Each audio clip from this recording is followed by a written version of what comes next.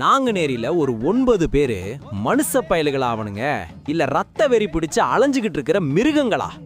எந்த ஒரு முன்விரோதமும் இல்லாம சம்பந்தமே இல்லாத அப்பாவி சனங்க மேல கை வச்சிருக்கானுங்க அந்த சைக்கோ பயலுக. இதுல கொடுமை என்னன்னா, ஒரு மாற்றுத்திறனாளிய கூட பார்க்காம அந்த பாவி பயலுக ரத்த வெறி கொண்டு ஒருத்தரையும் விடாம வெட்டி சாச்சிருக்கானுங்க. இவனுங்களை எல்லாம் நடு ரோட்ல நிக்க வச்சு ஒட்டுமொத்த பொதுமக்கள் முன்னிலையிலையும் சுடணும். 1-2 பேர் இல்ல, அந்த 9 நாய்களையும் அங்கேயே தீர்த்து கட்டணும். ஒருத்தனை சுட்டுட்டு மிச்சம் இருக்கிறவனை எல்லாம் கொண்டு போய் ஜெயில கஞ்சி ஊத்தி வளர்க்க போறீங்களா?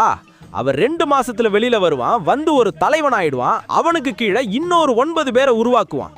அப்புறம் என்ன, மொத்த திருநெல்வேலியும் சுடுகாடாதான் மாறும். இந்த நாய்க பிளான் பண்ணி தான் இங்க செய்யறாங்க 3 மாசத்துல வெளியில வந்து ஒரு ஜாதி தலைவனா மாறிடலான்னு. இந்த மாதிரி ஈவு இரக்கம் இல்லாத நாய்களுக்கு அரசாங்கம் எதுக்கு மனிதாபிமானம் பார்க்கணும்?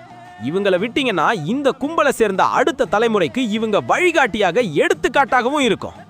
தமிழக முதல்வரே கேளுங்க, சட்டம் ஒழுங்குன்னு வந்தா இரும்பு கரம் கொண்டு அடக்குவோன்னு சொன்னீங்களே, அந்த இரும்பு கரம் இப்ப எங்க போச்சு?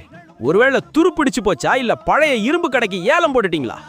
பாதிக்கப்பட்டது இந்த மண்ணுல பிறந்த அப்பாவி சனங்க. வாயை மூடிக்கிட்டு வேடிக்கை பார்க்காதீங்க.